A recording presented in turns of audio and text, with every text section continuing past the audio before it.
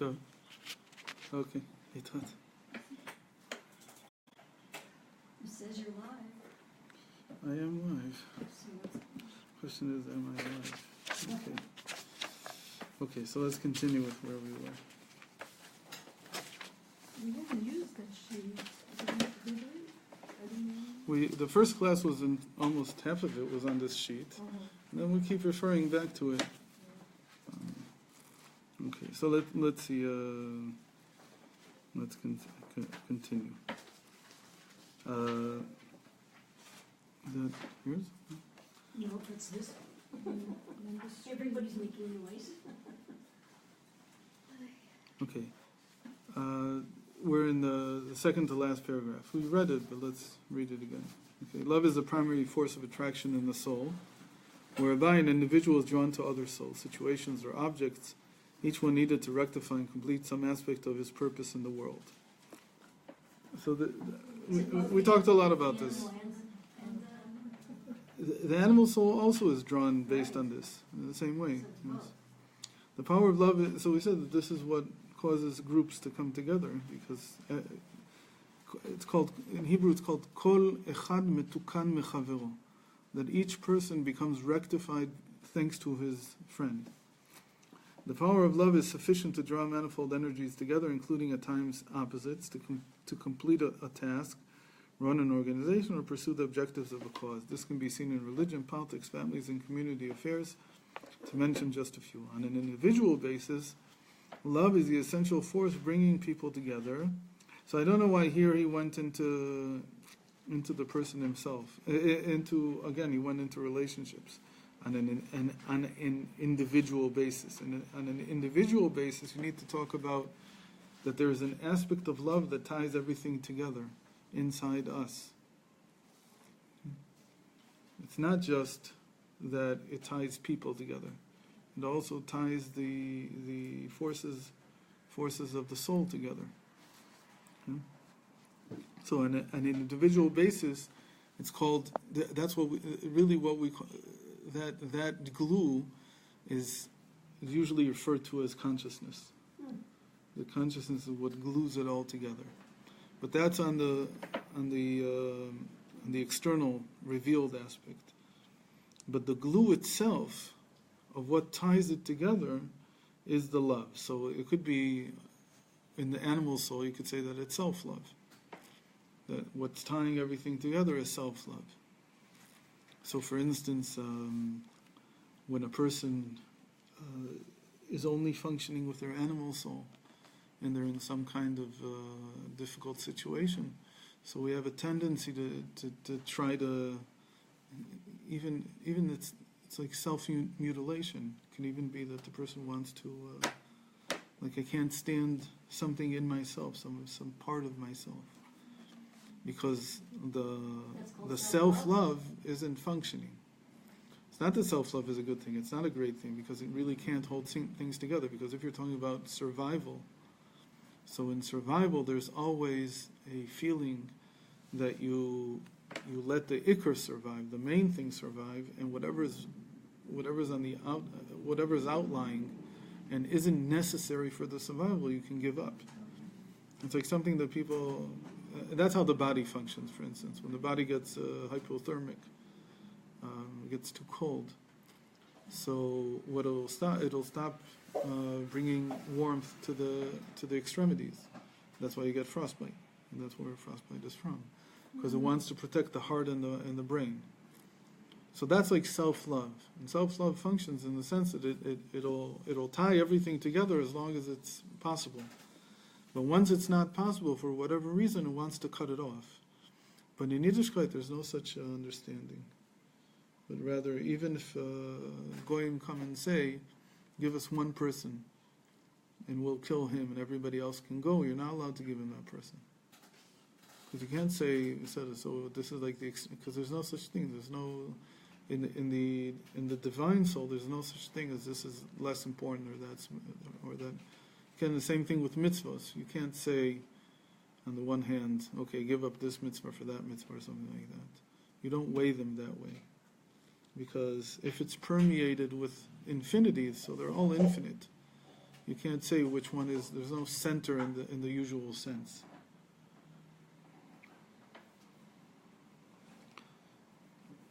Okay. So anyway, so that needs to be discussed some more. The dissipation of love will invariably weaken, harm, or break apart those relationships. God desired they have a dwelling place in the lower worlds. The concept of God descending through creation to progressively lower worlds is in order that He ultimately reunite and cling to the world, the object of His love. And what is the purpose of this descent? Like we said, that love is like water. It goes from a high place to a low place. So now we're talking about that aspect of love, that it goes from a high place to a low place. So what does it want? It wants to attain this unification between the higher and the lower. That's what it's saying.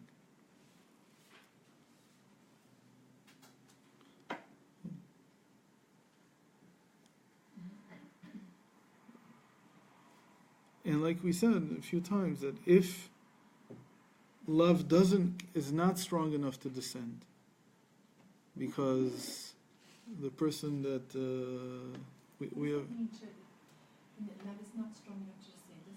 the person can't love some other Jew. He doesn't feel like he looks at him so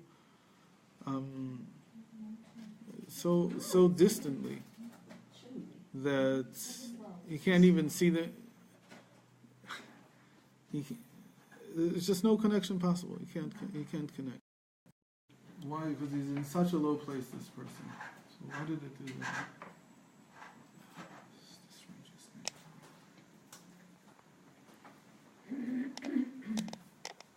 It suddenly flipped on me. So it's showing you instead of... Which is not a bad thing in and of itself, but I don't think... So it's showing you... That's cool, huh? So I don't... This phone is not working well. It's kind of sick. So that they have no connection at all. So what does it say? That Jacob redeemed Abraham. So you have to have compassion that he's in such a low place that you can't even descend. So then only compassion can bring the love back. But in general, the idea here of love is that it descends to a lower place. And for what purpose? To unite everything. And because it has this adhesive quality, then wherever it unites to, it connects everything from above to below. Similarly, the one who loves descends to the level of his beloved, ensuring that the desired love actually reaches and fulfills its recipient. One cannot hope to connect to others by remaining aloof and insular. Only by descending from the ivory tower of ego can love manifest itself. Okay. So let's continue on. When love flows like water, the ability to communicate can fully be revealed. The capacity to express oneself is in direct proportion to how much love is given or held back. So we talked a lot about this, I think, last time. About the communication and love. In Kabbalah and Chassidut, the free flow of expression is called redemption. Yeah, we talked about this. And the inability or blockage of that ability is exile. 3 examples of this dynamic, we saw this, are seen in the sin of Adam and Eve, Joseph and his brothers, and the Passover Seder.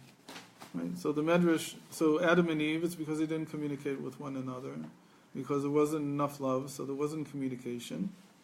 As a result, everything fell apart. Right? They ate from the tree of knowledge. Same thing with Joseph and his brothers.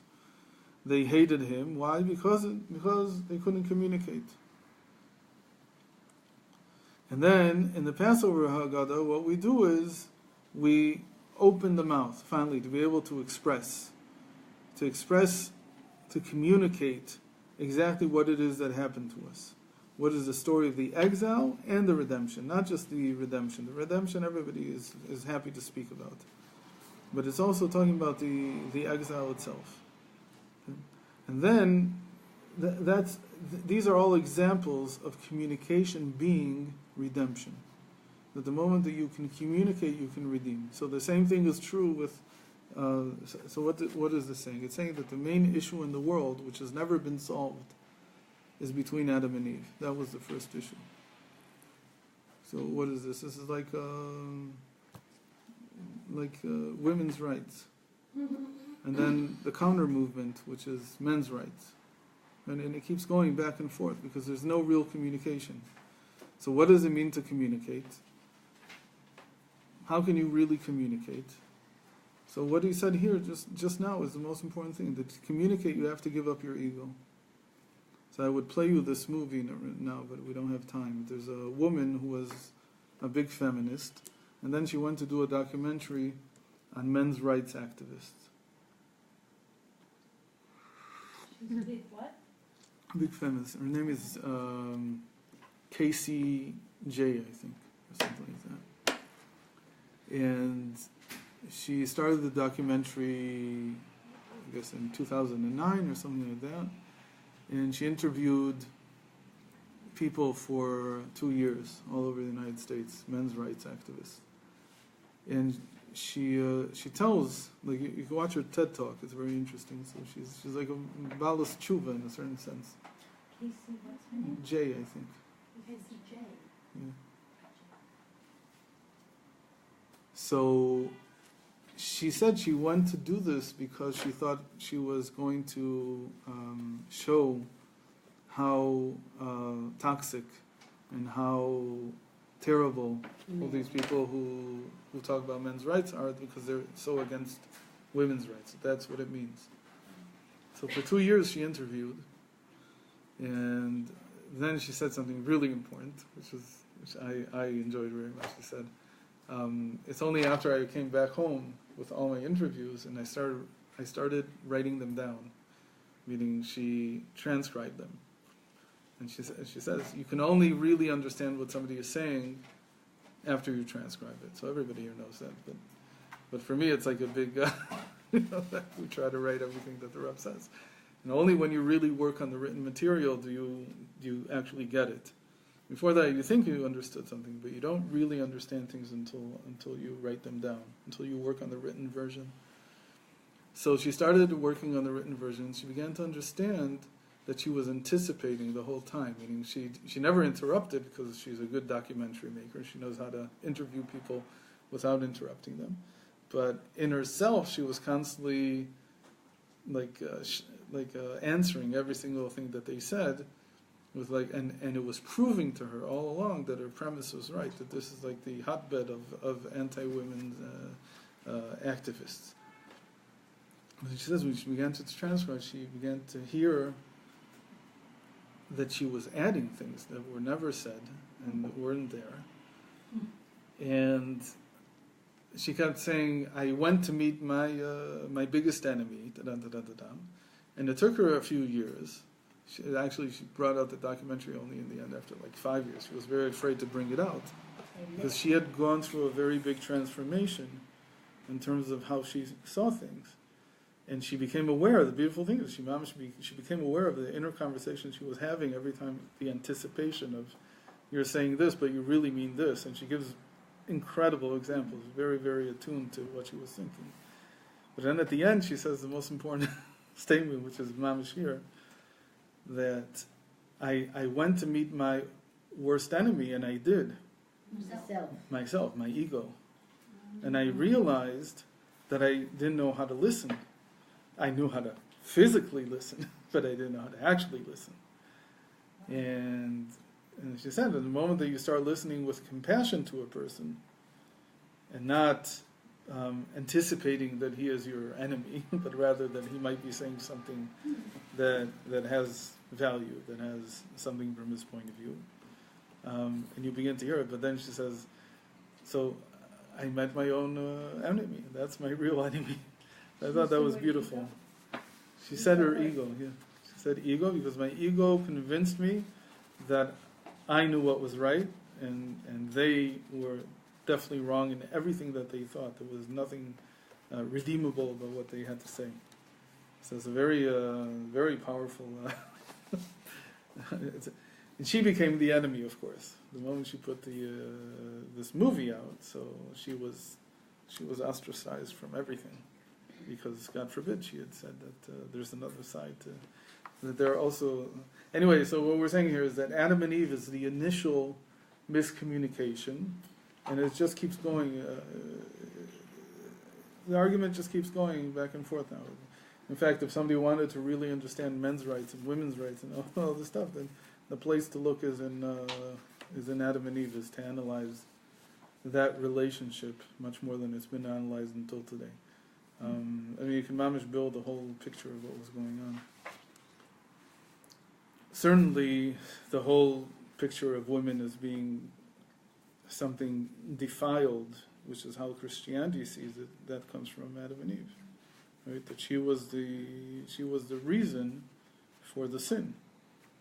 Whereas the Torah certainly doesn't say that. It says that it's equal blame here. That there's no communication. Okay. So not only with communication, but in every facet of life. So I'm skipping to the end of 2 so we can get somewhere today. Love is the spark, attraction, and initiator of all creative and positive acts that enrich our lives. Okay. So now let's see something more, something a little bit deeper. Okay. One of the basic Jewish beliefs in regard to creation is that God created the world something from nothing. This subject will, right? Yesh me'ayin. This subject will be dealt. Page 2, chapter 3. Something from nothing means that there's a leap. That there has to be a leap in between. You can't have something from nothing by taking nothing and slowly, right, making it harder and harder. Nothingness doesn't get harder. It's always nothingness. So you have to have a leap. This subject will be dealt with in greater detail further on, but by way of introduction, this concept relates directly to love's ability to translate and transmute potential into actual. So we talked a lot about this, so let's see how it's defined here. Kabbalah and Chassidut explain even deeper that there is in truth a 3-stage process of creation. Something, nothing, something. Okay.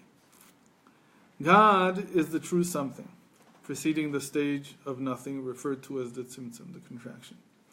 In the formation of the primordial vacuum which creation, the final something takes place. Okay, so how do we see it? That Hashem is the true something, the real something. And everything else is only relatively something. Our somethingness, our being, instead of something, by the way, the right word is being, not something. But because it's almost impossible to uproot 40, 50 years of tradition, then I don't change it so much. But really the word is being. So Hashem is the true being, and we're relatively being. Relative being, as it's called in philosophy. We're only relatively being. Why? Because we can't attain the status of absolute being that Hashem has. Absolute being means that it's unchanging, that it's always the same, it's always there, it's eternal. And we don't have that. And whatever sense of being we have, and I'm not talking about the body. The body is just another example of relative being. Here I'm talking about the consciousness. That the consciousness that we have, even though it is something, it's not nothing at all. You can't say it's nothing. Still, it's only relatively something. You can't say that it's completely a reflection of Hashem's infinite nature. Can you say that about the divine soul, by the way?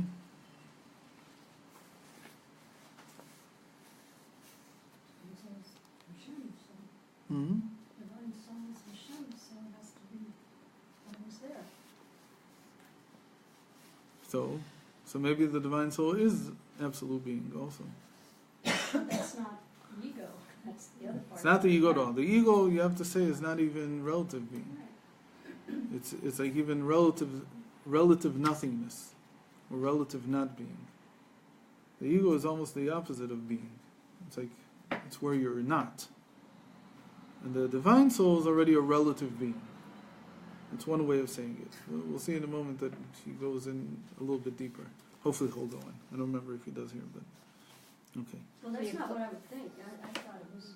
That you would think that it's exactly the same. But it's not. But it's not. You can't say that. Mamash. Even mamash. Right. But still it's not.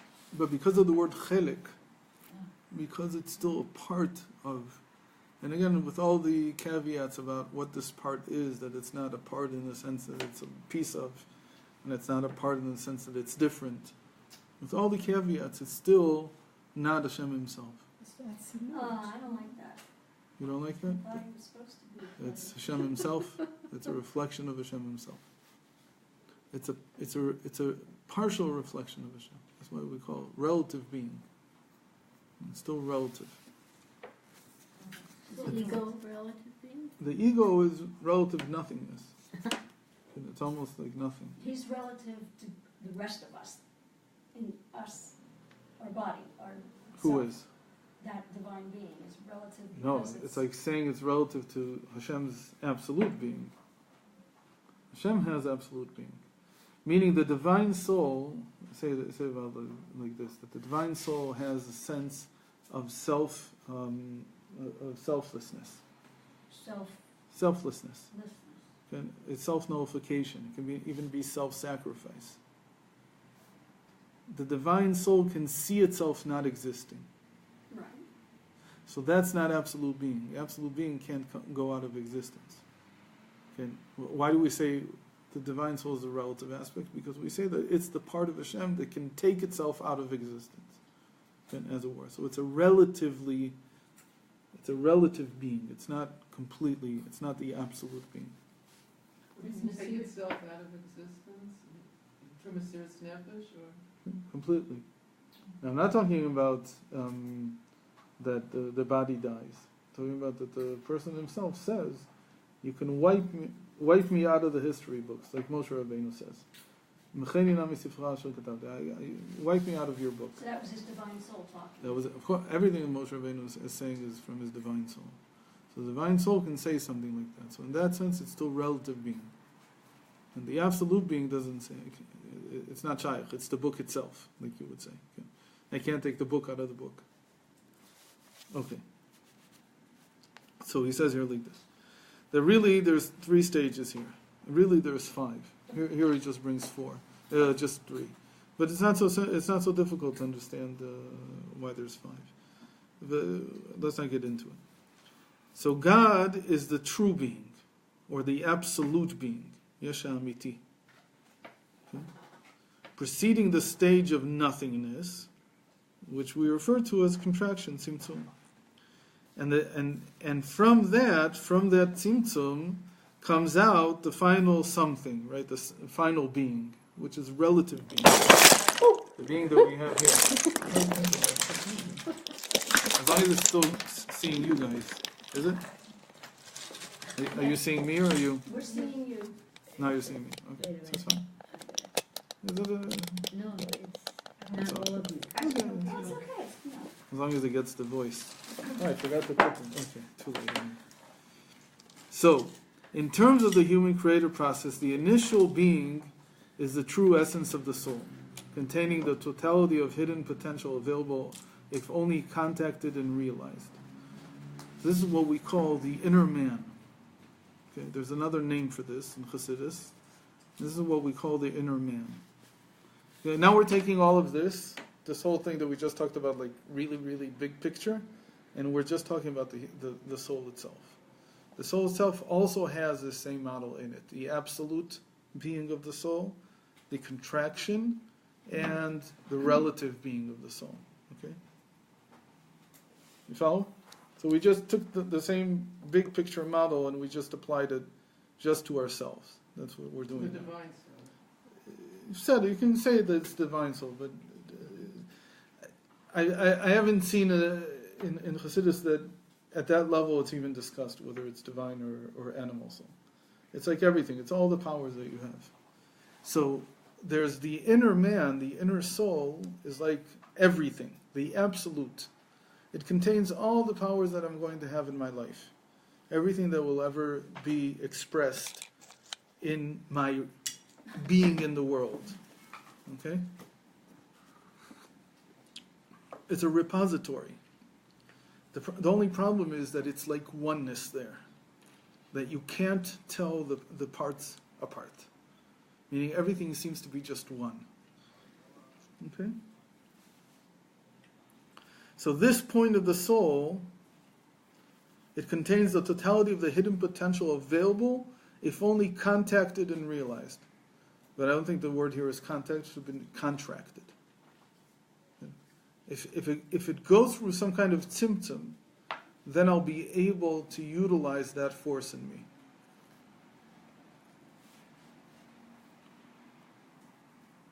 It's a big deal, this thing. We'll see in a moment that who am I in the end is like the question here. Okay, we'll see in a moment. So this point of the soul, this Yesh Amiti, the absolute being of the soul, rests at the peak of the crown. A term in Kabbalah referring to Keter, the highest of the Sfirot, the divine channels. Okay, so the top of the crown, where is that? That's what we call, in general, it's not even the Radla in most cases, but it's like the very, very top, even before the Radla, even before faith, even if you want.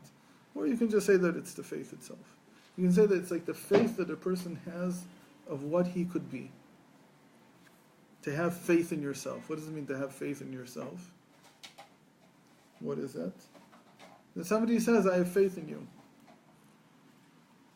And one of the things that I think that the Rebbe did a lot was when he looked at somebody, he awakened that faith in themselves. What? Attention, no. Can, but it's like saying that I can see that in one moment. If I have the right eyes, I can see it in every single person in one moment, because it's a point. This thing, it's an it's a zero-dimensional point. It has no space. It doesn't take up any space. Does it make sense to you? That who am I in the end? I'm a point. That's who I really am. It's like almost you have to see this. That above everything that I've done in my life, I'm just a point that came into the world. And that point, everything comes from it. If I can see that in somebody else, then I can awaken all their faith that they can be a good person, that they can do something useful. You once said that the Rav says that about himself, Rabbi Ginsburg. The what? That he's just a dot on a white sheet or whatever. Okay. Like nothing to see here. That he so nullifies himself that it's like it's nothing there. Okay. Anyway, so that's the first thing. That's the Yesh Amiti. To actualize this hidden potential, a person must paradoxically enter into a state of nothing, or self-nullification, thereby allowing the soul to become a fitting vessel for the potential true something to emerge into the relative something, into the relative being of reality. So this is a little weird, but what is it saying? It's saying that there's a top and there's a bottom, and the conduit in the middle is made up of how much self-nullification you have. So we talked a lot about this. I don't think you were in that group, but when we talked about bringing things down from the concealed mind, the talents, the chushim, did I ever study with you the Gardner's theory of multiple intelligences? Well, that was the other group. That was the other group. So there's all these, in the concealed mind, meaning the wisdom inside the crown, there is all the talents that a person will have in his life. The same idea also. There it's not, though there it's not like a point. Each one is separate already. In any case, even to bring them down into my actual life, I have to go through wisdom, which is nullification. Meaning, what does wisdom do? Wisdom, because it's nullification, it opens a conduit. Again, this is a paradox. Because what are you saying? You're saying that to be, you have to stop being. Okay, the makom panui. The more space you make, but think about it, in a certain sense it does make sense, because for there to be any kind of connection between the top and the bottom, there has to be an empty space in between for it to flow through. That's like that you're creating an empty space, but that's if you're talking about like you want to move water from here to there, so you need a conduit, you need some kind of tzino, a pipe, right? And the pipe, what does a pipe do? Think about a pipe. What does a pipe do? A pipe creates an empty space. That's what it does. Okay? By being the pipe that it is, it holds an empty space inside so that something can go through. So when you're talking about pipes, that's easy enough.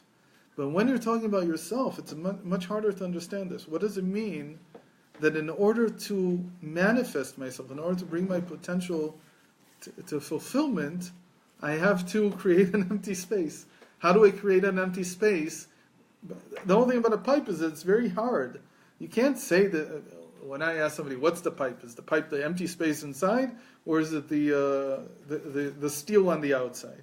The IKAR is Most people will say it's the steel. But that's not the pipe. I don't care about the steel. The only time I care about it is if it becomes rusty enough so that the water leaks. That's when I'm interested in it. I'm not interested in it. The steel is not the pipe. But form is emptiness and emptiness is form, no? I don't know. That's already like from the East. I don't know. But that's what it is. You're saying that the pipe. So it's not so simple. So how do you make something that on the one hand has to be made, it has to be something in that sense, but the IKAR of it really is where it's holding nothingness. That's really the trick here. That's why it's a paradox, because really you want to be if the IKAR becomes that you're holding the space, so then you also lose. Let's give another explanation for this. We always say that the intermediate is higher than the two extremes. This is a beautiful example of that. Why? Because what is the intermediate here doing? It's doing something it has to contain both sides, and it's paradoxically higher. Now I'm going to tell you something that really blows your mind when you hear this. People say that about Yiddishkeit, that the way the Yiddishkeit is different than other forms of communicating with Hashem, is that in Yiddishkeit what's happened is that the conversation is the main thing, the dialogue. It's not the Jew and not Hashem. It's the dialogue. So it could be prayer and it could be Torah. But it could also be neither of these. Anything that creates the dialogue, the connection between me and him becomes higher than me and him. Why? Because it's both. This is an amazing thing. Meaning that if for you Hashem is something static, that's mamish an idol. That's exactly what an idol is. So people who say that man invented God, that's what they mean. They mean that man invented some kind of God there's a list of what he is, and period. You can't change that list. According to what they want. And then you say, where did this list come from? So obviously it's a reflection of what they feel and understand and want and need and so on. That's an idol. That's by definition an idol. If you have no dialogue at all, if you don't create, so who are you worshiping? You're only worshiping yourself. So that's another type of idol. So what is the only way out of this mess? The only real way out is that Hashem reveals himself truly, not as your list and not as you, but rather in the continuous dialogue between you and him. And I'm saying how he reveals himself. I don't know what he is, but I'm saying, where do I grab him? So this is the same idea as the temple. Why do I need a temple in the end? Because I say, however Hashem is really, I can't fathom. I have no relationship with that. How I am, so that I already know. So what do I need? I need something, an intermediate. That intermediate becomes the dwelling place. That becomes the embodiment, as it were, of Hashem. And it more reflects Hashem than even any concept that I'll have of Hashem, as just being beyond all my understanding. Beyond all my understanding is not a revelation. On the contrary, it's an emptiness. It's dark. I don't understand what it is. But for me to say that there's some kind of relationship, that creates a revelation of Hashem. The moment so the same thing, by the way, is in the person himself.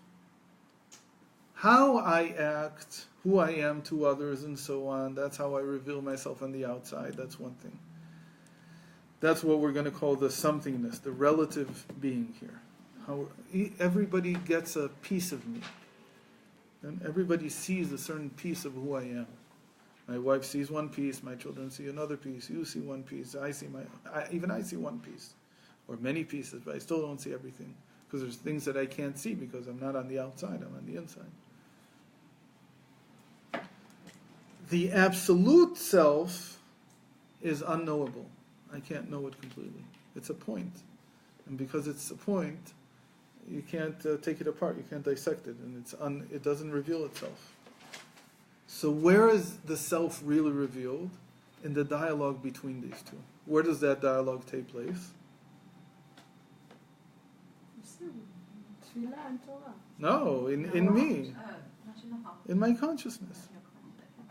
My consciousness is the intermediate, it's the conduit. So why was my answer wrong? Because you said davening. Yeah. It's okay, but here I'm talking about between me and myself. Where's the real I? The real I is the one that is the dialogue itself. Everybody has an inner dialogue, right? There's no one who doesn't speak to themselves. It's at some level, we're aware of what we think, we're aware of what we're experiencing. That's our inner dialogue. That's the I. So, in other words, if your dialogue is about you're stuck in a Turkish prison, and your dialogue is about whether to eat that rat or that one, so taking a harsh example. So that's where the I is. That's as low as it's gone. But you can be in the same place, and still your dialogue will be. So when Rabbi Akiva said this, your inner dialogue is about something higher. And so even if you're stuck in a place that's very low, your I could be very high. Your self could still be in a tremendously high place. Because it's the dialogue, what is going on inside. What am I debating between this side and that side? Where's my discussion going on? What's its topic? So these discussions are always described, these intermediates, they're described as nothingness. Because really, so what, you're going to tell me that that this discussion is past, like it changes all the time. It's never constant. Although to a certain extent we repeat the same dialogue again and again and again with different examples, again the same issues coming up. So in that sense, the I is focused on whatever issue is in play right now. That's the I. It's like there's no I in the sense of an I that's absolute. That absolute I, that absolute being is ungraspable. You can't get it. And that's what he calls here the absolute being, the true something. And the way that I expressed myself here right now, that's relative being. Why? Because it's only a piece, it's only a little bit of what I am in potential.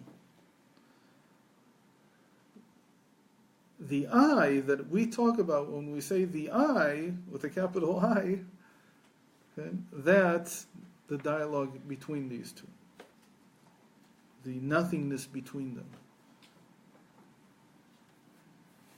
And that nothingness, unfortunately, has a tendency to shatter. That's how paradoxical this whole thing is.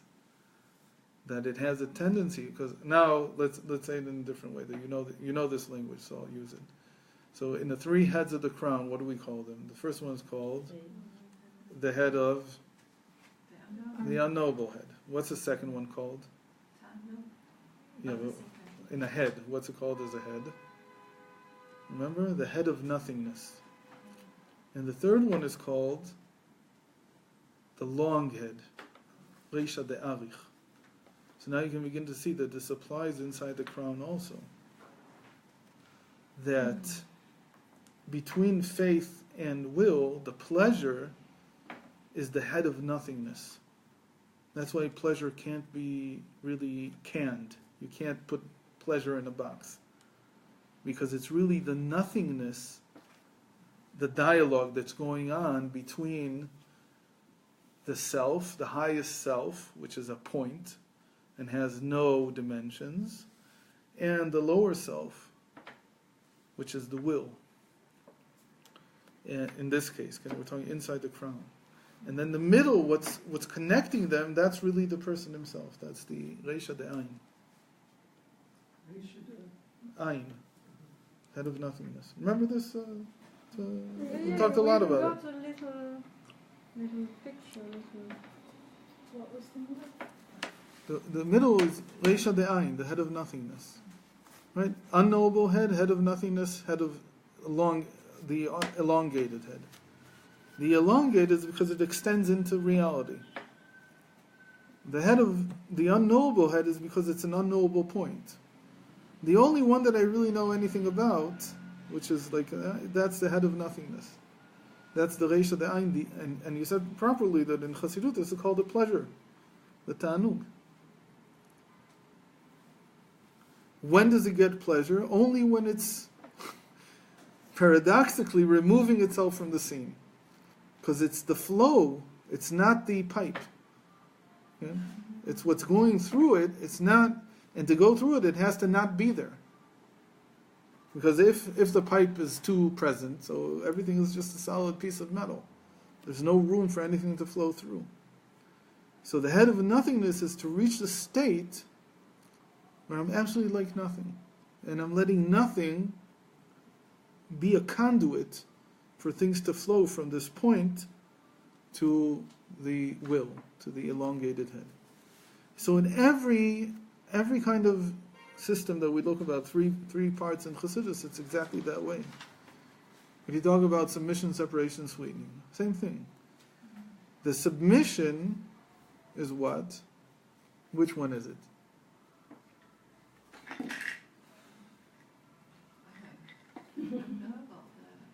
Is it the unknowable head or is it the other one? No, it's the nothingness. It's the ta'anug. No, it'll be the middle. The middle, the havdalah, the separation has to be that's the only one that's easy. That separation, that's where the nothingness is, because that's what. How do you get the separation? It's all bitul. It's all through nothingness. So you become, you and Hashem become one. That's how we describe it. You identify with Hashem. But when you identify with Hashem, there's no problems. So you have to get to Hamtaka also, where something is solved in the end. What's solved? What is suddenly returned to its source? What was negative in the submission. Right? In submission, I'm looking at all my negative traits.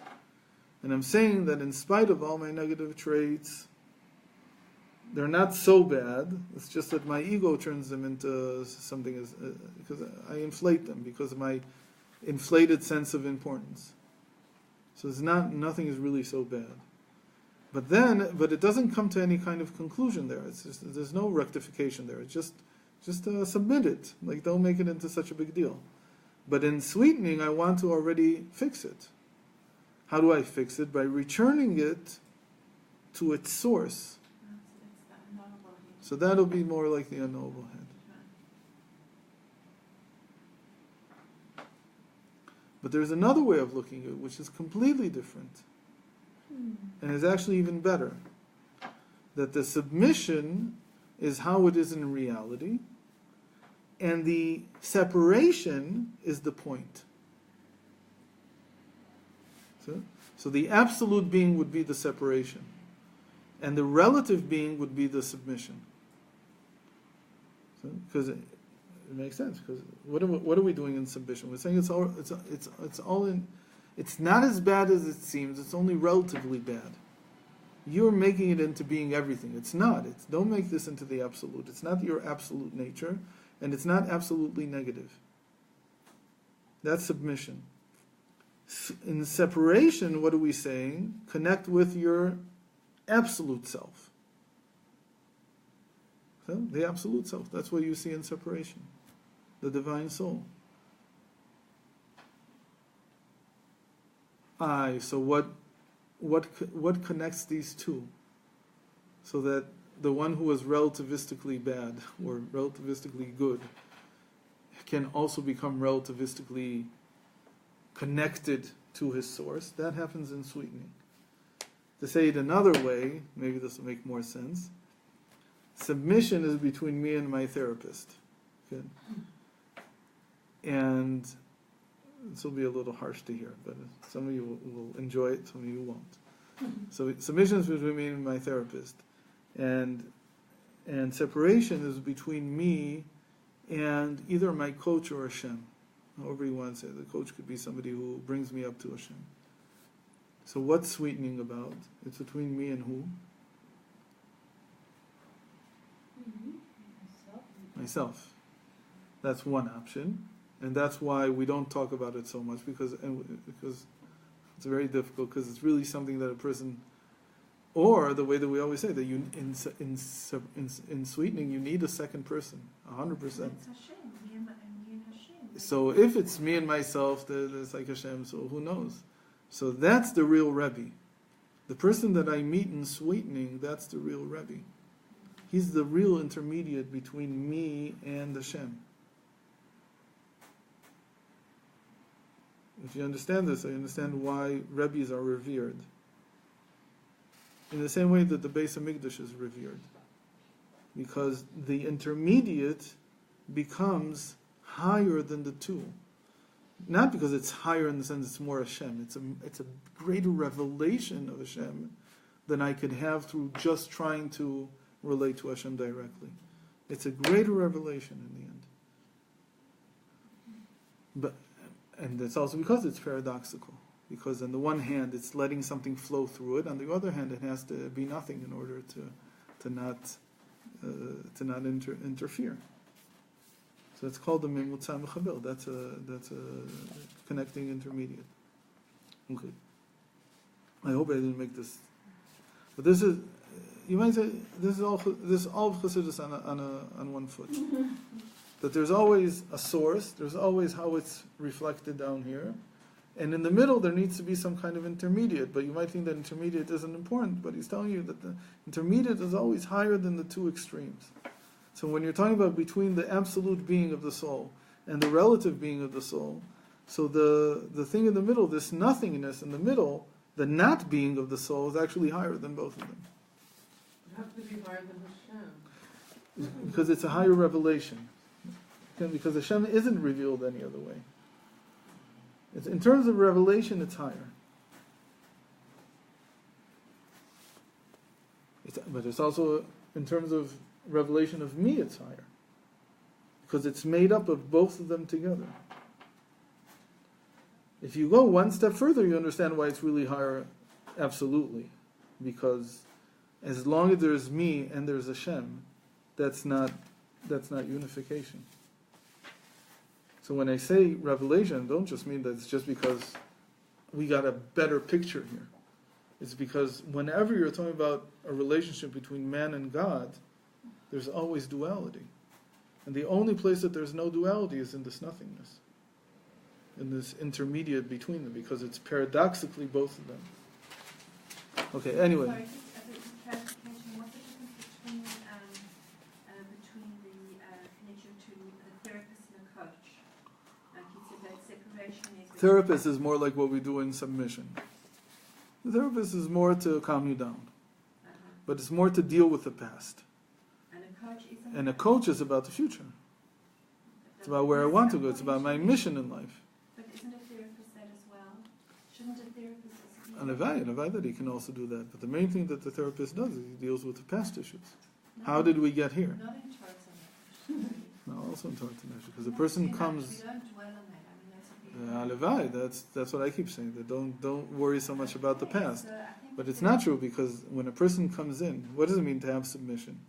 Is that so far right now, his whole picture is of the past. So I have to deal with this past to get rid of it. Okay? That's what I mean. Not telling him, look, you should live your life thinking about your past all the time. Although the submission comes from that, from looking at your past. What is submission? Submission means I'm not 100%, in fact, I'm very far from 100% good. And there's a lot of me, my animal soul, that is very negative. So what is it there for? To teach me submission. I don't give it up. Chatati negdi tamid. My past is always in front of me. But it doesn't define me. It just gives me the right perspective, the right relativistic perspective on who I am.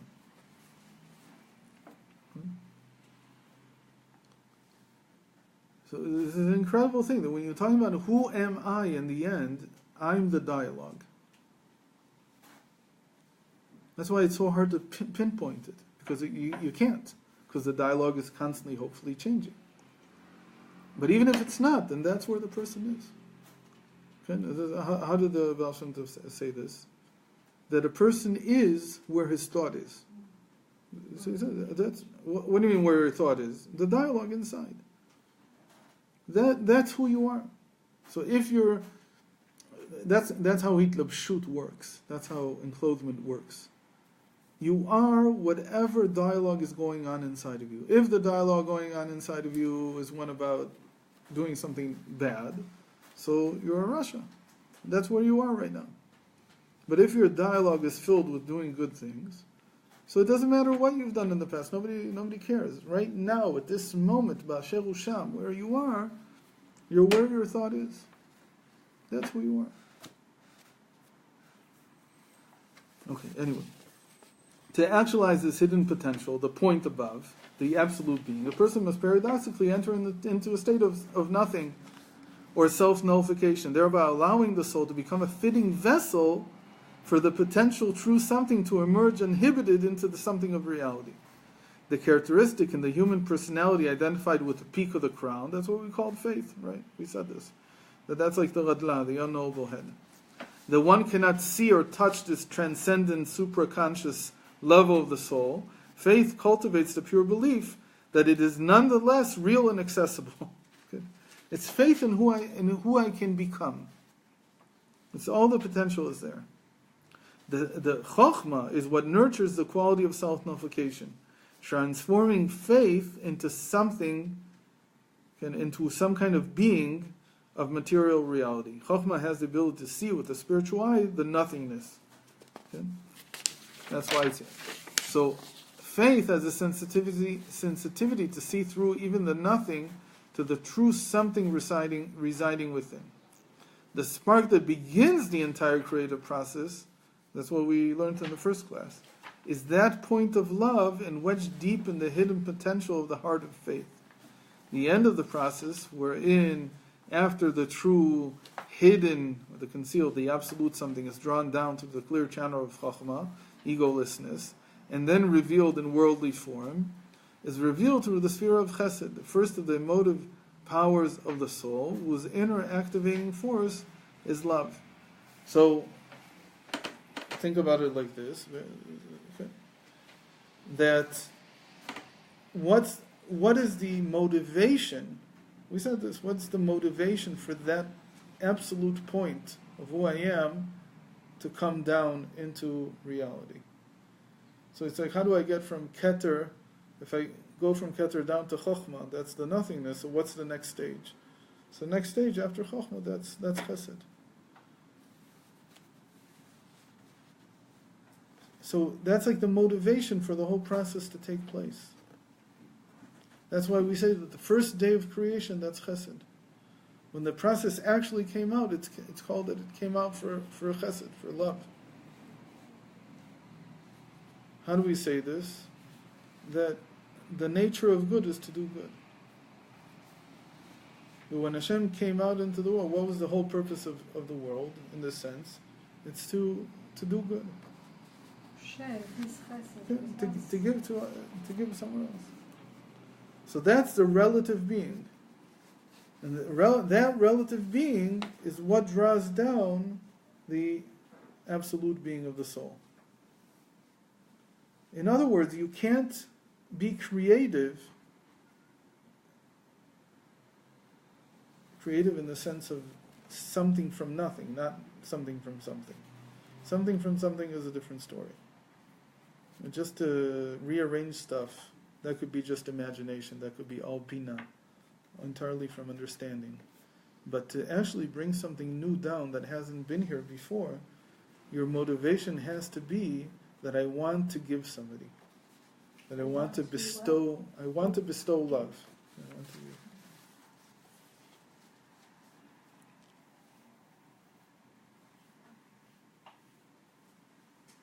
So for this reason, we hold Avram to be, in the end, the why Hashem created the world. Behi baram, with Abraham they were created. So we talked about this. So how does he? So now he makes a better chart. So he says the absolute something is faith. In the middle, I explained it all in the crown. So don't confuse this. He's explaining it as crown, wisdom, and loving kindness. But in the middle, when we talked just now, I also said that you can see the same structure just inside the crown itself. The three heads are like the three stages here: absolute being, and nothingness, and relative being. By the way, the fact that the final one is will, right, inside the crown, so the absolute being is the faith, right? And the nothingness is the pleasure.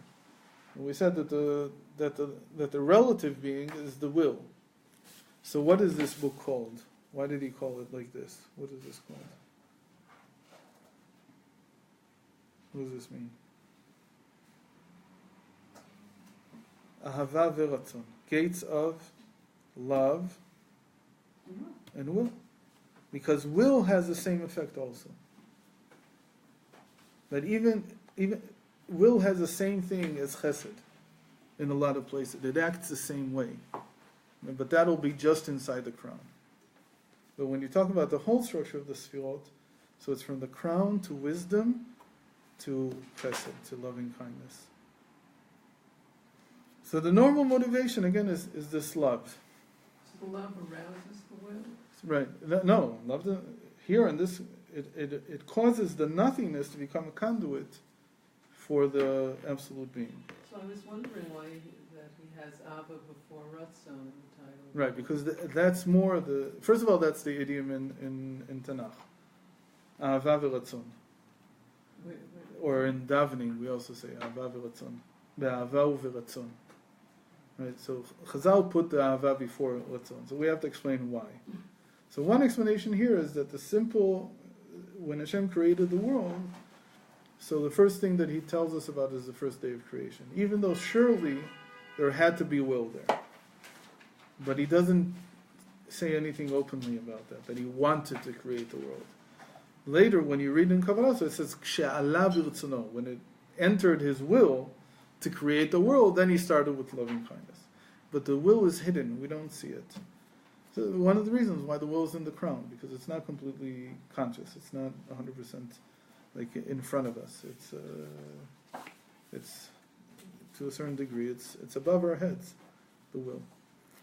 So why did they put, I would get why they put Abba first? So first of all, they did. So I said one possible explanation is because when I read the Torah, the first thing that it talks about is the first day of creation. And the first day of creation is chesed. It's not... How do I know that it's chesed? Because reading all kinds of proofs. But the basic idea is, again, that it says, Behi bar'am be'avraham, that he created the world with Avram, with chesed.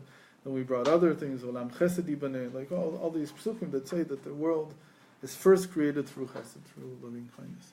And then it's like you have to retract and say there had to be will here. But in the crown, the will is like the chesed. It acts the same way. It's like, it's the motivation. Okay?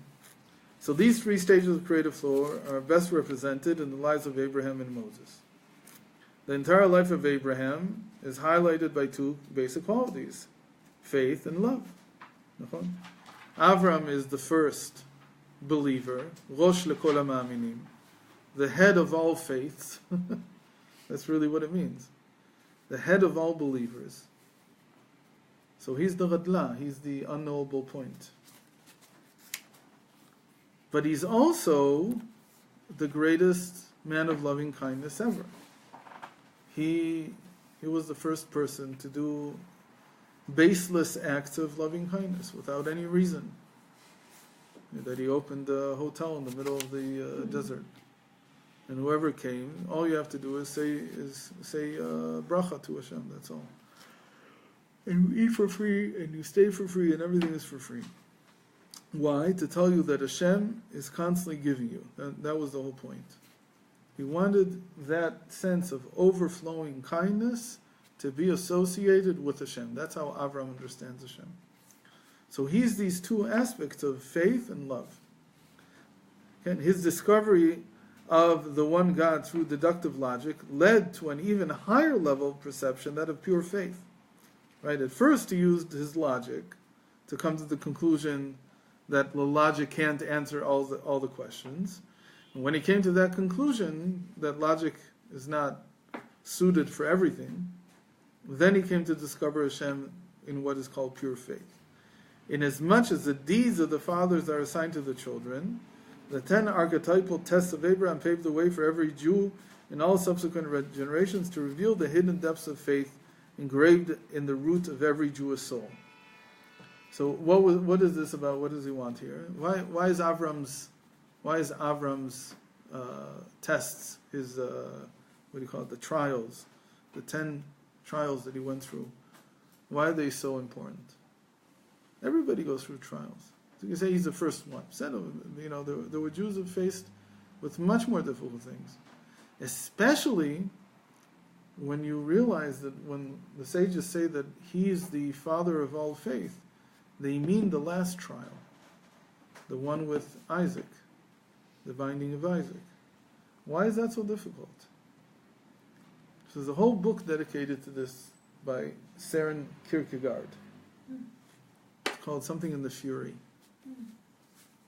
I don't remember what the name is. And he was moved by this story more than anything he had ever read. And he came to the incredible conclusion that this is the only story of true self-sacrifice ever told. Why? What are you talking about? There's so many acts of self-sacrifice that were done. He says, there was absolutely no self-interest in what Avram did. He says every act of self-sacrifice that you look at had some interest behind it. You could always explain it in terms of a person's interests, in terms of their bias, in terms of what they want. They want to gain something. He says this one, what was it? What does the story say? They went up to the mountain and they came back down. So what happened? Who knew that anything had happened? What did they say they were going to do? What did Avram say to everybody? And we're going to sacrifice some animal. Olam. He didn't say, I'm going to sacrifice my son. Yitzchak is very attuned, so he understood that something's going on here. They didn't have any sheep with them, so... Yeah, find one there. That was very customary that you take something from the bounty of the land where you are. It doesn't have to be something that you brought with you. So if they would have just gone up and come down, who would have known? Nobody knew. Ishmael didn't know, Eliezer, they didn't know anything had happened. Except that if you look very closely, you see that only Avram went back to Beersheba. So that's like a hint that something did happen there. That maybe Isaac wasn't it wasn't very... But the pshat, like you just read it, they went up the mountain, they did whatever they did, and they came back down. That's what everybody saw. Nobody knew what he had gone through. He didn't say anything before. He didn't say anything during, and he didn't say anything after. So and the price of having followed what Hashem told him to do would have been to give up his dream, which was to create a nation that would be dedicated to serving Hashem, to telling the world about Hashem. So he says there's no self-sacrifice. Every other act of self-sacrifice was done, at least that we know about, was done in front of people. That's what it means. So here you have something that runs contrary to everything that you are, and in the end is even done in hiding. Nobody would have known. That's it. So that's like the opening, that Avram is this incredible pillar of faith, and that's what's engraved into everybody's soul. As well as the strength and fortitude necessary to translate this potential faith into practical means to overcome all of life's trials and tribulations. So, on the one hand, Avram, he's the one who has the faith, okay? But he also hands it over to everybody else. He does it in such a way that it becomes part of our spiritual DNA. After going years without having children, Abraham queries God as to who will carry on the faith. And God tells him, yes, you'll have a child. And guess what? You did. This child, I want you to sacrifice him. So, what do you mean? I asked you for somebody for what? To carry on my name, to carry on my faith. Faith in you. So you come, so it's completely contradictory to any kind of logic that would make sense. When people gave human sacrifice, what did they think they were doing? A present. A present. Appeasing, whatever it is. There's a reason for it. But what in the world is the reason here? I asked you for somebody to carry on my name. You gave me in a miracle, you gave me that someone. And I was saying, no. So what are you saying? That all your reason is... That's why you mentioned this pasuk that Abraham says, leave a love. Hen li lo. Yes. Midat ha'ishtavut. Okay, so that was in order to get Yitzchak. Here it's even higher than that. So this leap of faith, I'm skipping one. Okay. This leap of faith can be reproduced and directed as well by every Jew, continually realizing and actualizing his hidden potential. And that's what we mean, that the hidden potential is way beyond logic. It's way beyond the discussions. It's far beyond all of this. It doesn't have to answer to reason. It doesn't have. So that's the real self. It's beyond all the questions. It's beyond all the queries. It's just pure faith. That's all it is. You can understand why this is absolute being. Nothing can take away its being. Will Hashem be less if Isaac is sacrificed? Apparently not. He says, no, I won't be less. You, Avram, are sure that your plans won't be fulfilled. Nobody will know about me because you'll sacrifice your son. And I'm telling you that is who I am. You can't get it. It's way beyond. But the self is also the same way. When you talk about the power of the self to be, the real being of the soul, it's limitless in this sense. There's no constraints. It has to be this way or that way. It's not even logical. It can be paradoxical. That's why people are paradoxical. Because the soul at its source is really paradoxical. The true being is paradoxical.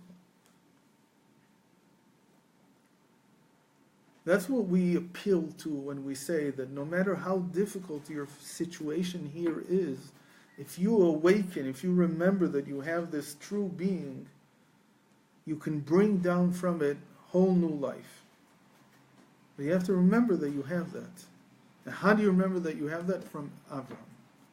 He's the faith that his ability to do an act like binding Isaac and being willing to sacrifice him comes from that place.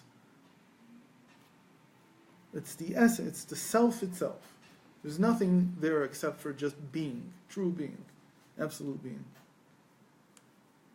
And even if, for the true being, even if the nothingness is eradicated, it'll still be. It's not even afraid to give up its Moshe, its divine soul.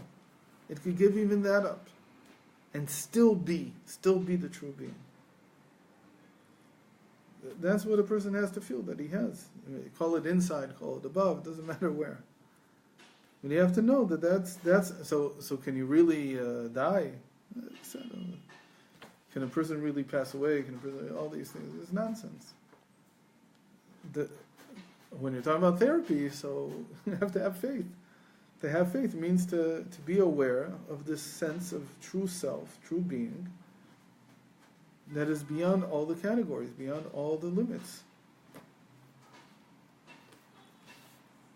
So that's all very good, but you have to bring it down.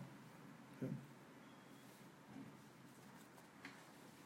To bring it down, you have to have a place to love. That's like the idea here. There has to be a place where you can love.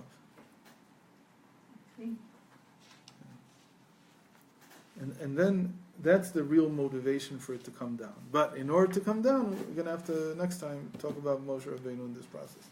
The nothingness in this process. Instead, the nothingness has a tendency to shatter a lot. That self that we usually talk about, which is the dialogue between these two, that's where all the problems are. It tends to get into that's where the shattering of the vessels occurs. It's very paradoxical because you would think that it's nothingness. So why would any kind of shattering occur there? Where does it occur? In the nothingness. Isn't it very vulnerable? It's very, very vulnerable place in a way. Ken, it is vulnerable. It's not defined, It's, so it's scary. it's not here and it's not there. Yeah, so it's a very scary place. And it's in the state of becoming. Right. So it's very. Truth is also in loving kindness, it's becoming, but at least there's a vessel to hold it. But here in the interim, it's very, and yet it's the most important part. And in the end, what do we call the Torah? The Torah of Moshe. We don't call it the Torah of Avram, and we don't call it the Torah of love. We call it in the end Torah Moshe. It's the place of Bitul. Yeah, of nothingness. Of self-nullification. Nothingness is a little bit of a tricky choice of words because right away people think of the East. But the real word is self-nullification. Okay? There's Moshe Rabbeinu that he's... Why is Moshe able to do everything that he does? Because he loves the Jewish people. That's what leads him to be able to lead the type of life that he led. What is the difference between Afar ve'efer Right. and Vanachnu Ma? It's Afar less ve'efer is still something. something. And Nachnu Ma is nothing at all. So the Afar ve'efer is like to be a point. Why does he choose Afar? Because the Afar is made out of small points. So that's like Avram. That's it's a muscle because it's a being, it's something. It's absolute being even. It's even better than being. But Moshe Rabbeinu, his ability to serve as a conduit between Hashem and us is because of his self-nullification. And in the end, the entire Torah is called on his name. Who said the Torah is like the dialogue between us and Hashem. So whose Torah is it? Who's the dialogue? Who's holding the dialogue for us? Moshe Rabbeinu. That's what we see when the Har Sinai, just before the giving of the Torah, Moshe goes up and down and up and down. He brings it outwards. And we got used to this picture. We needed to see it a few times that that's what Moshe Rabbeinu does. That he's the run and return between us and Hashem. What does this look like in a therapeutic context between therapist and client? How does that play out? You have to open the dialogue up. If the person is not having a dialogue, and if there's really what's happening is that there's either an inability to express, right? There's no communication here. There's nothing going on. Just the fact that you open the dialogue up, there's an eye here, an eye that can see. You just have to train it to see the nothingness, like you said here, that this eye, Chokhmah, can see beyond appearances, and it sees the absolute being that I have above me. So just an analogy, just visually, I just want this clear. So the therapist would be almost like the key of love that is opening up in the client their higher place. I don't know if they can love you, it's even better. No, for the client, that's what Freud wanted. He wanted there to be transference. He wanted he saw it as a tool that the client becomes infatuated with the therapist. But I don't know if that's such a good course of action. You didn't mean that. In any case, the role of the therapist is to open the dialogue, to get it going, so that the person begins to reflect. That reflection is a redefinition of the I, the redefinition of the self. Until the point where a person can take a step back from, and then that becomes a paradoxically existent and non-existent at the same time conduit that can allow something to come from above. But that's where the therapy that's the whole point. You have to get the person speaking. And then, and ultimately, the best way would be it should be in a place where they're accessing their own unknowable and Right, solution, right, or be exactly. informed, or not the therapist, because the therapist wants to create the space so that they can access their unknowable and be informed by that on their issues. There's an incredible statement in Chassidus that I saw last week. I had never seen it before, and I don't remember it exactly. I can give you the sense that I got from it. And the sense was that the dialogue that you have, that he said, Imam said this, the Midler Rebbe, the dialogue that you have in yourself, that is yourself. Imam said, like, whatever you're preoccupied with, that's where you're going. That's who you are, that's where you're going. So the same idea as about Shem Tov. I think he said it there in the sense of בדרך שאדם רוצה ללך מוליכים אותו. That in a way that the person wants to go, that's where that's where he will be led. And he said that in the sense of whatever I am engaged in inside of me, that's where my life is going. If you engage yourself in positive things, it's like tracht gut wird sein gut. Like if you keep thinking about positive things, that's where you're going. That's where your direction is. It's all based on your thought in that sense. That defines who you are. It defines your place in the world. Okay. I've got to go. So, I hope everybody's coming, but I'm sure that not everybody is. What does your son like? What is he like? Yeah, it's the easiest thing in the world. It's always, I don't know, a shas he's getting from his grandmother. He doesn't have that particular thing that he's really He's really interested in Torah. That's